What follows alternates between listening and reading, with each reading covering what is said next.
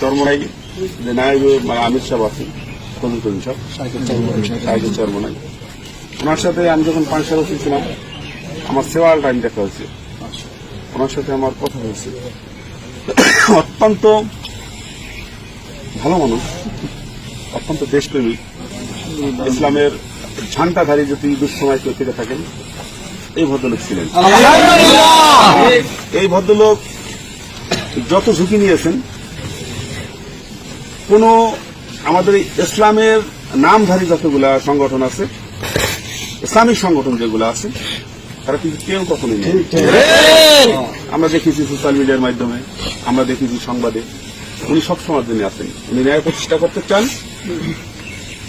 ওনার উদ্দেশ্য মহৎ, উনি অত্যন্ত দেশপ্রেমী একটা লোক। ওনার বাবার দিন দেশপ্রেমী ছিলেন, আমরা যতটুকু ইতিহাস থেকে জানি, ওনার সংগঠন আমরা যতটুকু জানি। আমাদের আলিম ভাই ছিলেন, পাংশার একটা মাদ্রাসা ছিলেন, ওনার ওখানে যেতেন। ওনার মতো একজন দেশপ্রেমিক লোক আজকে যে আপনাদের সংগঠন চালাচ্ছে, আমি ওনাকে সাধুবাদ জানাই।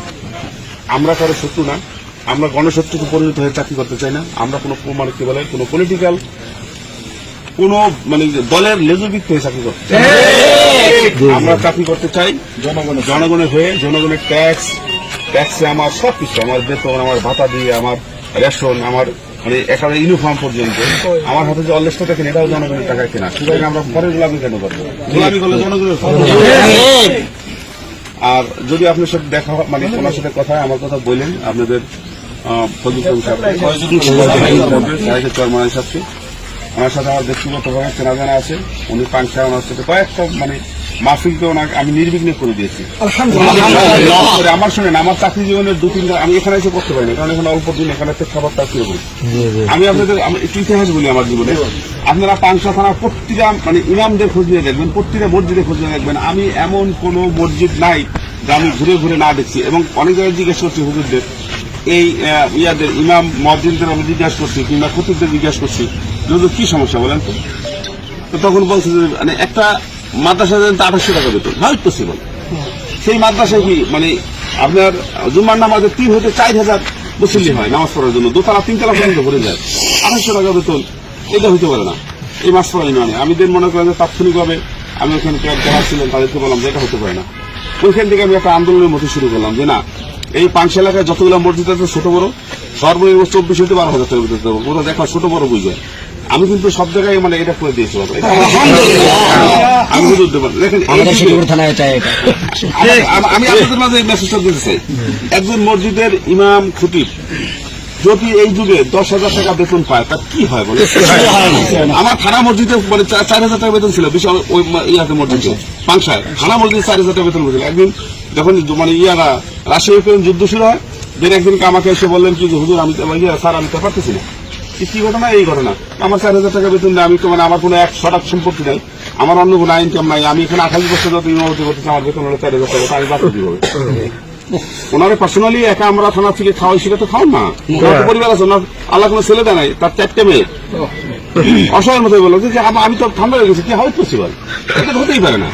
দেন আমি তাৎক্ষণিকভাবে থানা থেকে 16,000 টাকা বেতন করলাম, 20,000 টাকা বেতন মানে করলাম। ঠিক আছে, আপনার খোঁজে এটা তো শোনেন, আপনি তো একে অপরের সাথে সবার সাথে যোগাযোগ আছে, আপনারা এই খোঁজটা নিয়ে দেখেন। আমি কিন্তু এই থেকে শুরু করলাম প্রত্যেকটা মসজিদে, একেবারে যেটা মনে করেন যে আজকে মাদ্রাসা থেকে বেরোয় কোনো মসজিদ নিয়মিত করছে, ওই ছেলেটার বেতন দেওয়া হয়েছে 12,000 টাকা, 12 থেকে 24,000 টাকা পর্যন্ত আমি বেতন ওখানে দেওয়া হয়েছে।